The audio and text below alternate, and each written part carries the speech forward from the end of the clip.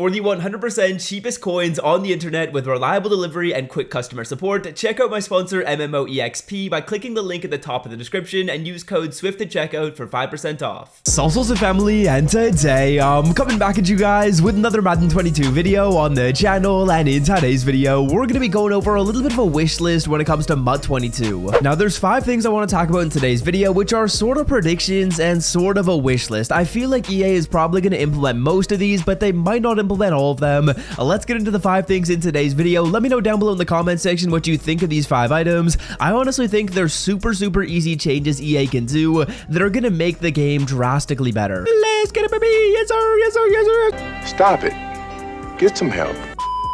Alright, let's start it off with item number 1. Now, this is something that I am 100% expecting EA to change in Madden 22, and that is a Level Master and MUT Master. The Level Master as well as the MUT Master in this game, they were absolutely terrible. Andre Johnson at wide receiver, he was totally unusable throughout most of the year, just not fast enough, and then Sam Mills is at a position that you literally do not need to use on your field. No one would use middle linebackers, so this card was almost irrelevant. Now, I would say this is almost guaranteed to get changed up in Madden 22. There were a lot of people that were relatively upset, and for good reason, with the Andre Johnson and the Sam Mills. When it comes to Madden 22, I feel like we need these players at a good position and to have good stats. There's a very important blend right there. So just looking at some of the options, I feel like we could end up getting a cornerback and a tight end next year for some reason, and that's the prediction that I'm going to make. It's a good thing that tight end and corner are both kind of depth spots. Maybe we get a safety or something like that. We did just get a wide receiver this year, and it feels like EA tends to switch it up most of the time, but if we end up getting like a corner, a wide receiver, a tight end, a safety, a position like that where you actually can use some depth on your team and the players end up being really good, that would just be an incredible turn of events. I saw someone on Twitter saying Charles Woodson, perfect card right there. Just give us someone that's high speed and in a position that people need to use, and I think everyone will be really happy when it comes to MUT Master as well as Level Master. So that was item number 1. Now item number 2, this is more interactive packs. Now this is something that again I think we're gonna see in Madden 22. I feel pretty confident about these first 2 items, and when I say more interactive packs, I'm talking about that ultimate kickoff pack that everyone absolutely loved. Essentially the way this worked is you would open up the pack and make decisions as you went through it, and based on how many decisions you were able to get correct, you would get a better reward at the end of the pack. So basically how it would work is you would make a decision, and each decision had a probability. So it was like pass the ball, rush the ball, go for a short pass, or go for a long pass, and there was a probability associated with each of them. If you ended up getting correct and you ended up being right, I guess you could say, and you kind of got lucky on the dice roll, you move to stage number 2,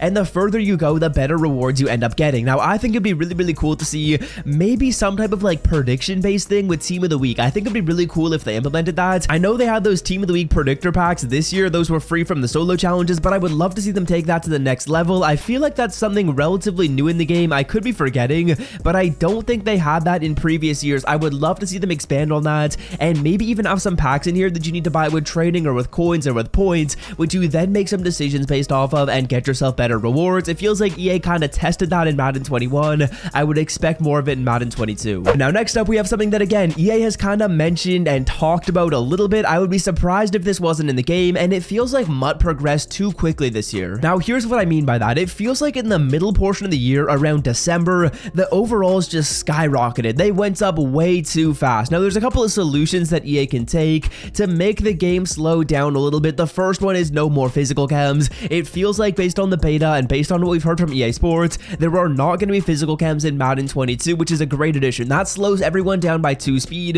That slows the game down a whole ton. It makes it take a lot longer before you get up to a 99, and it actually gives you some differentiation between a card like Tyreek Hill and a card that's relatively fast but isn't super fast like let's say Calvin Johnson. You're going to notice the difference between those 2 players because both of them can't get up to 99 speed. So that's actually a really good addition in my personal opinion. I would also love to see EA use all the stats. I can't see this actually happening, but what I mean by that is EA will not give a card less than like 60 or 70 in any statistical category. Like, what's the point of having a 0 to 100 scale if we're not going to accurately put these players on the scale, and we're not going to accurately predict how they play in the game to really find a differentiation between some of the players that are good at one thing and some of the players that are good at another. So I would love to see if EA was a little bit more harsh when it comes to stat giving, and they started off a little bit lower for basically every single stat as like a baseline, but they also really started off lower for those stats that people are not good at. Like a player that is not good at something shouldn't have like an 80 overall to start with, or like a 70 overall.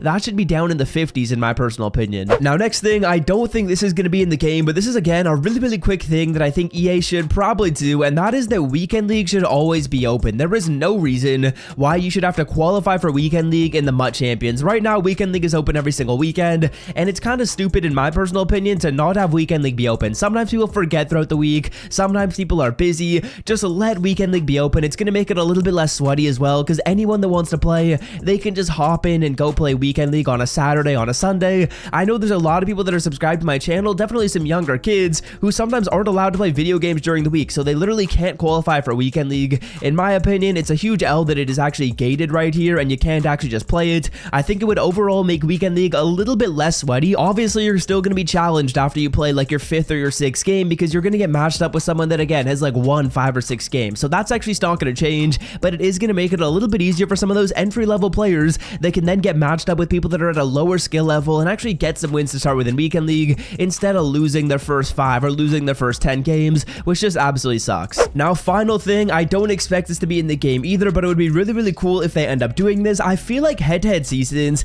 it could use a more immersive facelift. I think it would be cool if there was more of like an integration, like an NFL season into the head-to-head season. I don't know how they could do that. It's kind of just something that I'm spitballing right here, but it would be cool if there was like more benefit or something cool that happens when you go in your playoffs. Maybe as you go through your season, you play an equal amount of home and road games, and for those home games, if you're in a higher tier or something, you have more fans in your stadium and you can collect some coins based on that. I don't know how they're gonna do it, but it would be cool if we could get a more immersive head-to-head season to feel like I'm actually playing like an NFL season. And then if they did something cool in the playoffs and in the Super Bowl, that'd be the cherry on top. Again, I don't really know exactly how they're gonna do that. It was a lot easier with those prior changes. This is one that would probably be the hardest. The other ones, these are things they can really do quite quickly, or even do throughout the year when it comes to the packs and when it comes to Weekend League. But that's what I wanted to talk about in today's video. I hope you guys have enjoyed 5 things that we don't know if they're confirmed in the game. I think that some of them are definitely going to be in Madden, and some of them might not be, but hopefully you guys did enjoy the video. Let me know where I'm wrong in the comment section. Let me know where I'm right.